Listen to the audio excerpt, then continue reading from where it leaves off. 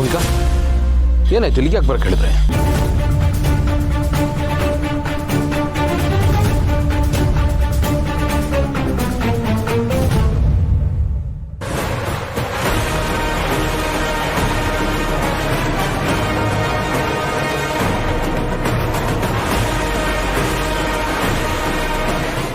ಏನು ಇದು? ಎಲ್ಲ ಮಾಡೋದಕ್ಕೆ ಎಷ್ಟೊಂದು ಹೀರೆ ಅವನಿಗೆ. ಮಲ್ಲಿ ಇರುವಾಗ ಇನ್ನೊಂದು ಮದ್ವೆನಾ? ನಾವು ಅನ್ಕೊಂಡಿದ್ದಾಗೆ ಅವ್ರ ದಿಯಾ ಜೊತೆ ಕನೆಕ್ಷನ್ ಕಟ್ ಮಾಡಿರ್ಲಿಲ್ಲ ಗೌತಮ್ ಅವರೇ. ನಮ್ಮ ಕಣ್ಣಿಗೆ ಮಣ್ಣೆರ್ಚಿ ಅವರು ಕದ್ದು ಮುಚ್ಚಿ ಮೀಟ್ ಆಗ್ತಾನೆ ಇದ್ರು, ಕಾನ್ಸ್ಟೆಂಟ್ ಆಗಿ ಟಚ್ಚಲ್ಲಿದ್ರು.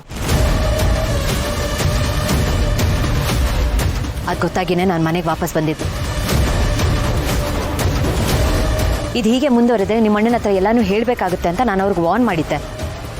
ಆದರೆ ಬಟ್ ಈ ವಿಷಯ ನಿಮ್ಗೆ ಮೊದಲೇ ಗೊತ್ತಿತ್ತು, ಆದರೂ ನನ್ನಿಂದ ಮುಚ್ಚಿಟ್ಟಿದ್ರಿ. ಪ್ರತಿ ಸತಿನೂ ಹೀಗೆ ಮಾಡ್ತಿರಲ್ಲ, ಯಾಕೆ? ನಿಮ್ಮ ಮೇಲಿರೋ ಪ್ರೀತಿಗೋಸ್ಕರ, ಆ ಮನೆಯಲ್ಲಿ ಸಂಬಂಧಗಳು ಹಾಳಾಗಬಾರ್ದು ಅನ್ನೋ ಕನ್ಸರ್ನ್ಗೋಸ್ಕರ. ನಿಮಗೆ ನಿಮ್ಮದೇ ಆದಂಥ ಪ್ರಾಬ್ಲಮ್ಸ್ ಇರುತ್ತೆ, ಇಶ್ಯೂಸ್ ಇರುತ್ತೆ. ಇದನ್ನು ಹೇಳಿ ನಿಮ್ಗಿನ್ನೂ ಟೆನ್ಷನ್ ಕೊಡಬಾರ್ದು ಅಂತ ನಾನು ಹೇಳಿಲ್ಲ. ಅದು ಅಲ್ಲದೆ ನಿಮ್ಗೆ ಆನ್ಸೈಟಿ ಬೇರೆ ಇದೆ.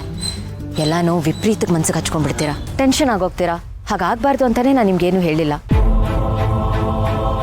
ಅದು ಅಲ್ಲದೆ ಇದು ಫ್ಯಾಮಿಲಿ ವಿಷಯ. ನಾನು ಬಂದೊಂದು ಕಂಪ್ಲೇಂಟ್ ಹೇಳೋದು, ಅದರಿಂದ ಅಣ್ಣ ತಮ್ಮಂದರ ಸಂಬಂಧದಲ್ಲಿ ವ್ಯತ್ಯಾಸ ಆಗೋದು, ಅದೆಲ್ಲ ನಂಗೆ ಇಷ್ಟ ಇರಲಿಲ್ಲ. ಪ್ರಾಬ್ಲಮ್ ಏನನ್ನೋದು ಸೈಡ್ ಲೈನ್ ಆಗೋಗ್ಬಿಡುತ್ತೆ. ನಾನು ಹೇಳಿದ್ದು, ನಾನು ಕಂಪ್ಲೇಂಟ್ ಮಾಡಿದ್ದು ಅಷ್ಟೇ ಮುಖ್ಯ ಆಗೋಗುತ್ತೆ.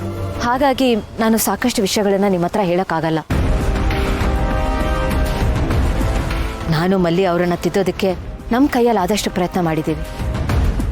ಬಾವರೆ, ನಾನಂತೂ ಅವ್ರಿಗೆ ಬೈದಿದ್ದೀನಿ, ಎಚ್ಚರಿಕೆ ಕೊಟ್ಟಿದ್ದೀನಿ, ಬೇಡ ಅವಳು ಅಂಥೇಳಿ ಗೋಗರ್ತಿದ್ದೀನಿ. ಆದರೆ ಅವ್ರು ನನ್ನ ಮಾತು ಕೇಳಲಿಲ್ಲ. ನನ್ನನ್ನೇ ಕಾಲು ಕಸಕ್ಕಿಂತ ಕಡೆಯಾಗಿ ನೋಡ್ಬಿಟ್ರು. ನಾವಿಬ್ರು ಜಯದೇವ್ ಅವರು ಸರಿ ಹೋಗ್ತಾರೆ, ಎಲ್ಲನೂ ಸರಿ ಹೋಗುತ್ತೆ ಅಂತ ಅನ್ಕೊಂಡಿದ್ವಿ. ಆ ಥರ ಪಟ್ಟು ನಿಮ್ಗೆಲ್ಲ ಹೇಳಿ ಅವರನ್ನ ನಿಮ್ಮ ದೃಷ್ಟಿಯಲ್ಲಿ ಕೆಟ್ಟವ್ರನ್ನಾಗಿ ಮಾಡೋದು ಬೇಡ ಅಂತ ಅನ್ಕೊಂಡ್ವಿ. ಆದರೆ ಅವರು ತಮ್ಮನ್ನು ತಾವು ತಿದ್ಕೊಳ್ದೆ ಈ ರೀತಿ ಎಕ್ಸ್ಟ್ರೀಮ್ ಆಗಿ ಒಂದು ಡಿಸಿಷನ್ ತಗೋತಾರೆ ಅಂತ ನಾವು ಕನ್ಸು ಮನಸ್ಸಲ್ಲೂ ಎಕ್ಸ್ಪೆಕ್ಟ್ ಮಾಡಿರಲಿಲ್ಲ. ದಿಯಾ ನಮ್ಮ ಮದುವೆ ಆಗೋದಕ್ಕೆ ರೆಡಿಯಾಗಿ ನಿಂತಿದ್ದಾರೆ. ಈ ಮದುವೆ ಯಾವ ಕಾರಣಕ್ಕೂ ಆಗಬಾರ್ದು ಗೌತಮ್. ಮಲ್ಲಿಗೆ ಅನ್ಯಾಯ ಆಗೋದಕ್ಕೆ ನಾವು ಬಿಡಬಾರ್ದು.